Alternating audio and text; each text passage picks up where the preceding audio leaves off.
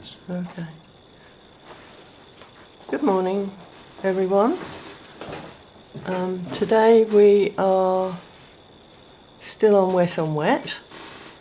I hope you've all had a good week. I received some lovely pictures from you, thank you very much. And today we're going to paint white flowers. What you have to do with a white flower is to look very carefully into it and see all the colours that you can see and paint those colours. The reason being is because we don't use white paint to paint white at all. We always use the white paper. I finally have some tulips which were in a pot outside. They haven't opened very well yet and they've been playing me up all week. They started off as yellow, so I thought I would paint them white and pretend that they're white and ignore the yellow. As the week has gone on, one has opened a little bit. I can't show you because they're in a pot. One has opened a little bit and it's actually turned white, which has done me a favour. And I can see some little purple areas in too. So what I'm going to show you today is two different ways of using the wet on wet to create white flowers. You can use the wet on wet in a controlled way to paint the colours within the flowers that you see, and also you can use the wet on wet technique in a much looser way, allowing the paint to flow a lot more. So first of all I'm going to show you the more controlled way, and in fact it's really helpful, the wet on wet technique, in this way, because the paint won't go beyond the area that you've wetted, so it does help you to keep control if you wish to paint that way, and I know some do. So I'm hoping to cater for everyone. I have complete beginners and I have people who much more advanced. So I'm hoping that the beginners will see the technique and use it in a simpler way, but maybe those who are more advanced will get more complicated with their paintings. The colours I saw in my tulip and in the leaves were actually quite a lot of blues, quite a lot of purples, and so I wanted to use those colours within my painting and also create my own shadow colour.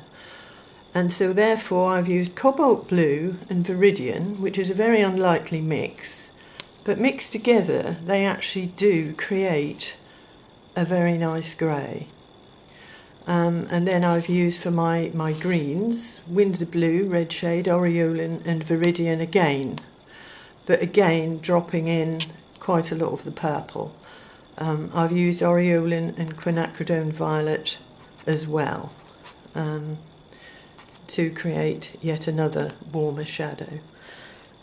I've painted quite a lot of it already because I have something else I want you to see. Today I've got the light on because we've got a different setup and I hope you can see better. And hang on, just got to get my water sorted out. So I hope you can see well enough what I'm actually now going to do in my more controlled way. I have the cobalt violet and the viridian in one little pot. So I allow it to meet and create various different greys for me and test them out on a little piece of paper at the side, but having them both in the one pot will allow me to get some variation. So I'm going to now paint the petals of the larger tulip, the one that's very kindly opened a little bit for me. I've used a tiny bit of masking fluid here for the stamens, which I'll rub off afterwards. So I'm dampening part of the flower, not the whole thing this time, because I want to keep the control and I want to keep white paper. So you can put all those lovely colours in that you actually find in your flower, but you must also obviously keep some of the white paper showing, otherwise you'll not end up with a white flower at all. But using the wet on wet technique for flowers works extremely well because it really does loosen up the paper and give a lovely petal-like effect.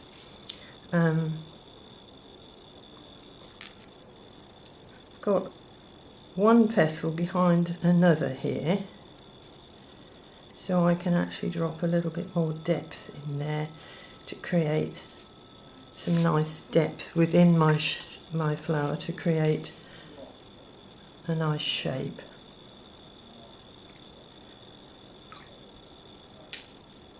Working around the little centre area here, and I'll finish off the stamens afterwards. I didn't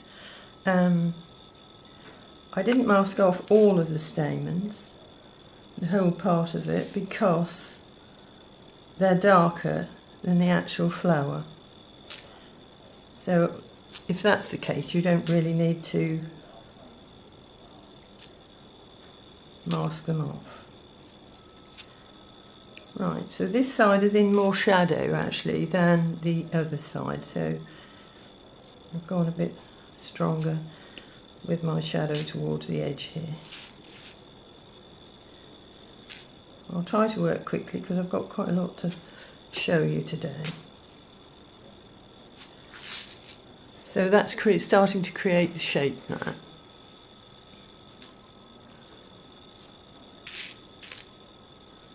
A little folded petal here. I did draw this first, but tried very hard to keep my pencil lines very light. If when you've finished your drawing and you find that you've got too much graphite, a nice little trick is to roll a little blue or a white tack sausage over your graphite, which will pick quite a lot of it up and allow you still just to see what you've drawn.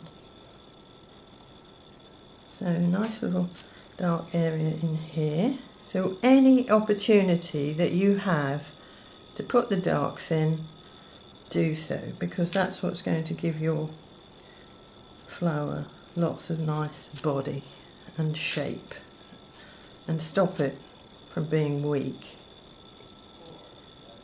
All the time I'm mixing my little shadow colour and blending using the softening edges technique, blending part of that away. While that's still wet, I'll drop in a little bit more because that's a lovely opportunity to put some dark in because it's away and it's got shadow that has being made by the other petal being in front of it. It's a cast shadow from that area of the petal. Right, try and speed up. This petal has actually got some lovely little purple areas here now that didn't appear to begin with, so I can be a little bit stronger at the bottom here with this colour. It's amazing how much they've changed. This is the thing with painting flowers, you will find that they will change before you finish them. So sometimes it's a good idea to take a photograph if you've got a lot to do and you think the flower may change or die. If you take a photograph to remind you of what the flower was like originally when you drew it, if you can't remember, then a photograph is always helpful in that respect.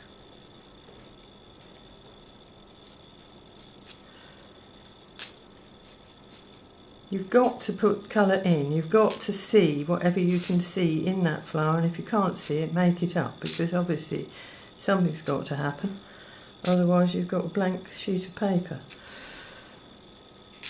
So just try very hard to see whatever colours you can.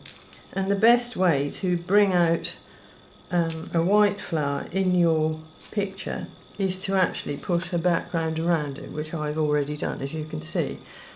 But another tip, again, is what I've done today, is put some foliage behind, which again is going to help you to bring that flower out in a nice natural way. If you don't put a background around, you've somehow got to create an edge to your petals so that it shows up, which is much more difficult and doesn't look so nice, and gets a little bit heavy with a line around the edge or whatever. So a good way really is to pop a background on, which we covered last week, so you all should be able to do that. While that's still wet, just drop a little bit more of this in, but I am actually trying not to touch it too much. I think I've achieved it. I think there's a white flower now having appeared there.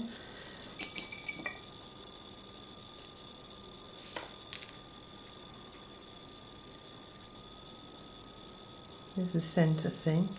Kate, what is it? Pistil, is it?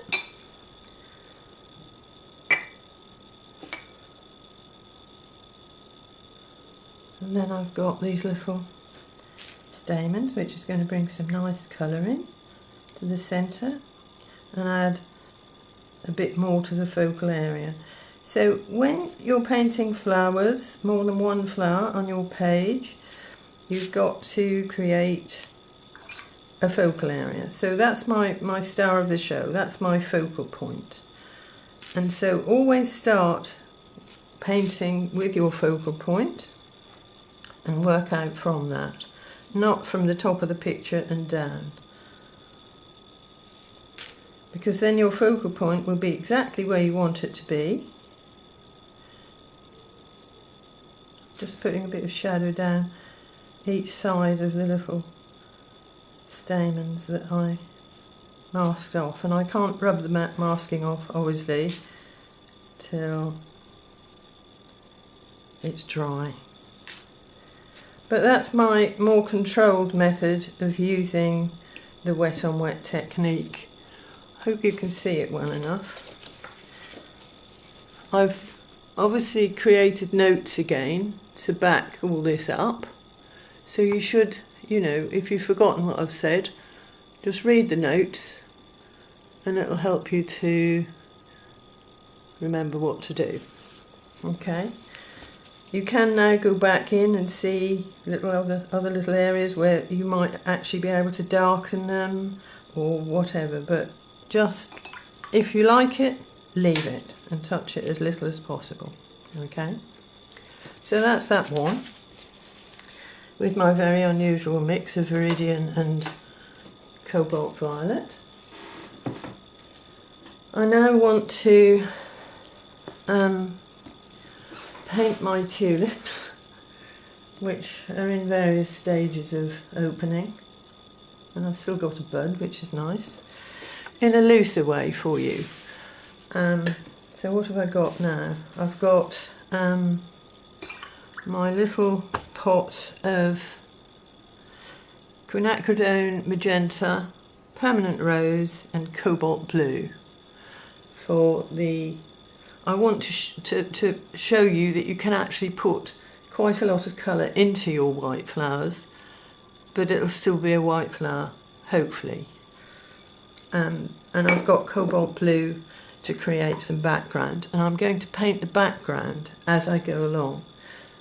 The only way you can really paint a white flower without drawing it is to paint negatively around the outside of the petals to get the shapes, and then let the wet on wet technique do its own thing to an extent and flow into the actual flower. So I'm making a nice juicy mix of some cobalt blue for my background, and I'm allowing my magenta, my pink and my cobalt blue to create various tones of a purple for me. Nice. Right, this isn't difficult, is it? This isn't stressful at all. I'll be fine.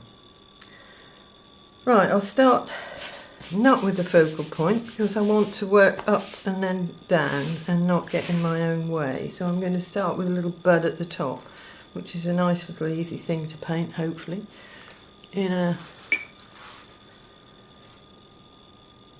looser way. So I'm looking at the shape of the bud and I'm trying to create that shape negatively, okay, and then quickly wash that edge away because I don't want that to appear as a hard edge where I painted it in. So I'm letting that float away, and if I want to, if it's light enough, I can paint over that perhaps if necessary. But now I want to put a bit of colour and shadow into my bud.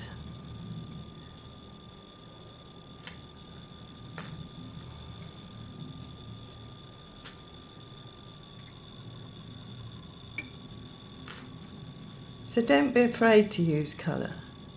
Even if you don't see these colours, you know, it's going to make for a very nice painting if you actually create some nice colours into your work. Letting it float in the water, not touching it too much at all.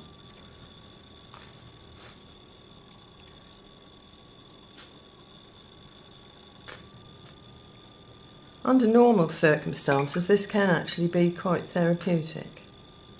So I'd like you all to have a go at that. We need a bit of therapy at the moment. But I can't say I feel that relaxed right now. But the other thing I can do as I go along with my background is to change the shape of my bud if I wish, and not have it quite so precise perhaps as I'm painting loosely,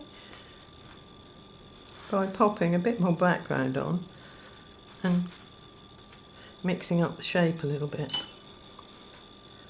Right. So that's, and you obviously have got to let quite a lot of the accuracy go. But what you gain is a lovely freshness and lovely shapes that you haven't actually touched too much. Letting these colours float out as well if you wish, which is quite nice to do. I've got really loose here because I know some people prefer to paint this way, and lovely opportunity to sit at home and have a go at this. Right, I'm going for one that's a little bit more open now. I'm also using some of the quinacridone violet for a stronger colour. So I'm looking at the base of my petal on this tulip that is a little bit more open for me.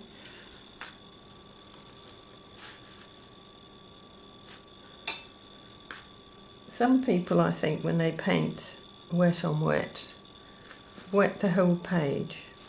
Frankly, I don't see how that works terribly well, because it's just going to float away and get away from you way too much. And if you're painting a white flower, I don't see how that's really going to work that well. So I still manage to keep a certain amount of control by creating little shapes at a time, by painting negatively onto dry paper.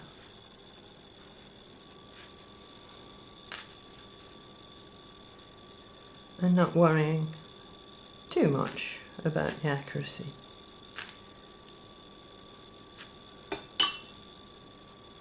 And hoping that at the end of it all, it is actually going to look something like a little page of tulips. And if it doesn't, I will have learned something. And that's the main thing. So allowing those colours now to mingle and wash away.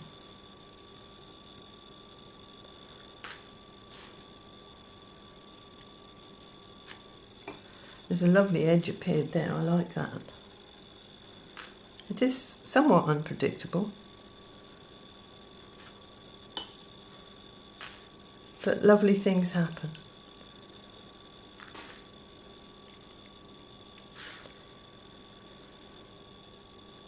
And in fact, you don't have to paint the whole of, once you've got a main one in, which I haven't actually done yet because I want that to be further down here. When you've got a main focal point, you can let some of these other further ones that you paint go away a little bit and just paint parts of them, which actually looks really nice in a picture.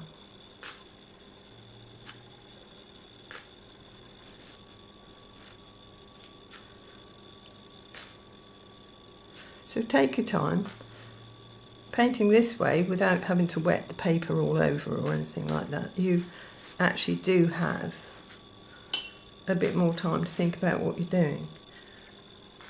I don't usually talk when I'm painting like this, so it's a bit tricky. But while areas are still wet, don't be afraid to drop in a little bit more colour and vibrancy. I'm going to allow that area to dry now and bring the background down a little bit more maybe.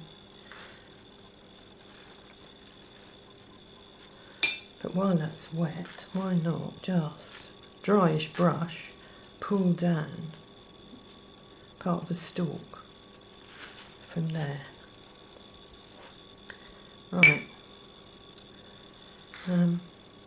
Sometimes you can kind of see in your background that's drying other areas that might look like the beginning or part of the tulip shape or whatever flower you're painting.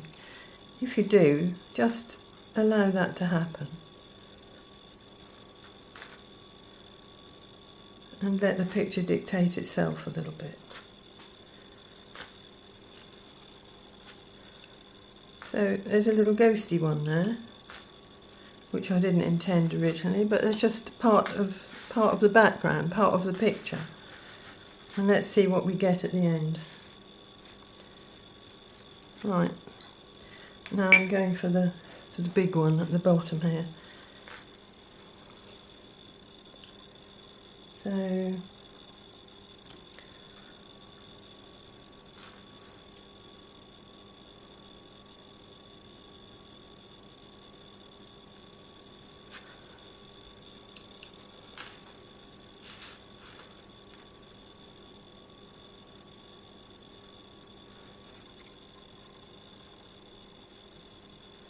beginning to feel a little bit more relaxed now.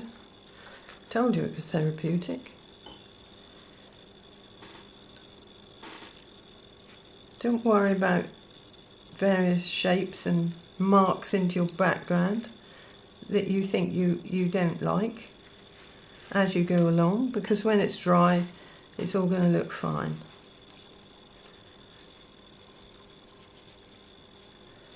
And actually, why not? What goes nicely with purples and blues? Some yellow. So why not just pop in a little bit of yellow?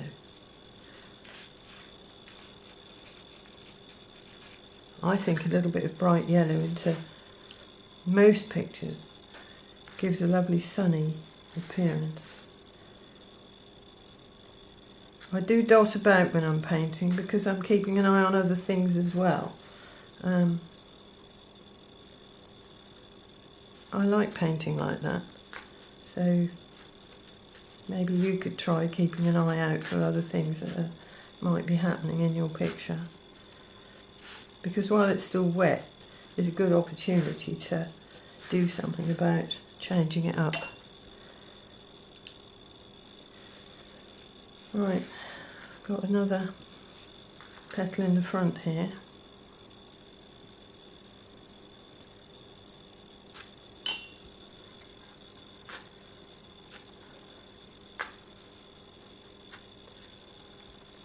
And this is the base of my tulip appearing just here.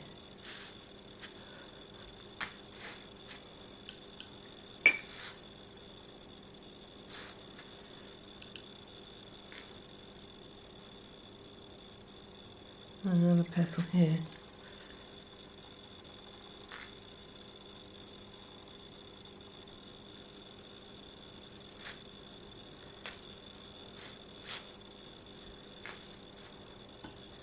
The white of the paper always looks really, really white.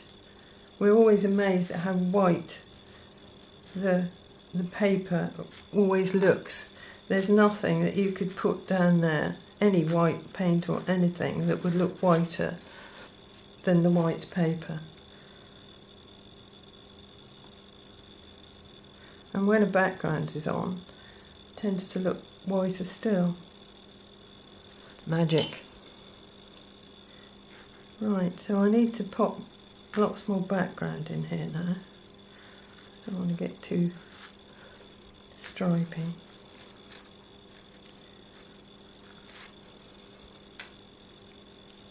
In my flower.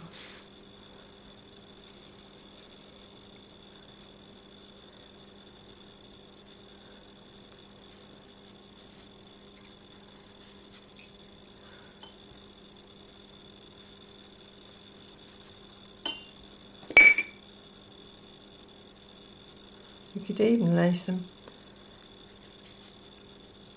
yellow down first into your background and paint over it. We'll be doing a bit of that later on in the month, popping a background down first and painting over it.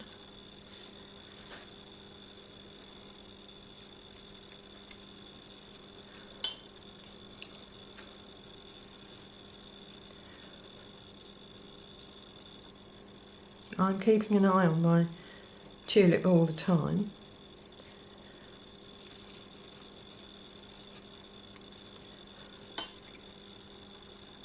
And using it as an indication and some inspiration to paint what I want to paint.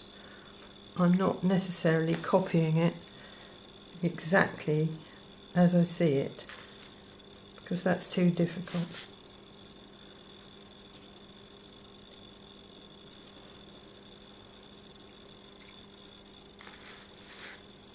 Everything seems to be coming this way, so maybe keep that going.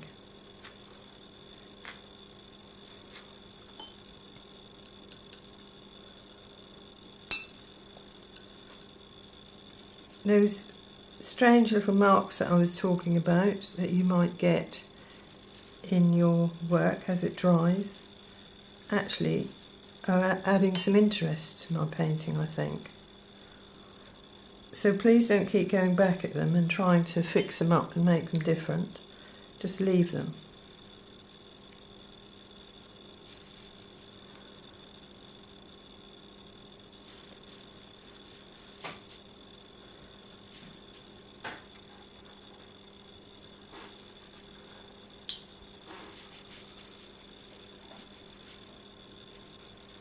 Just loves to run around in the water, so you have to allow it.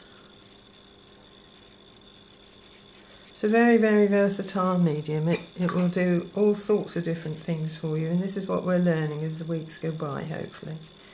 That you can do all sorts of different things with the watercolour. And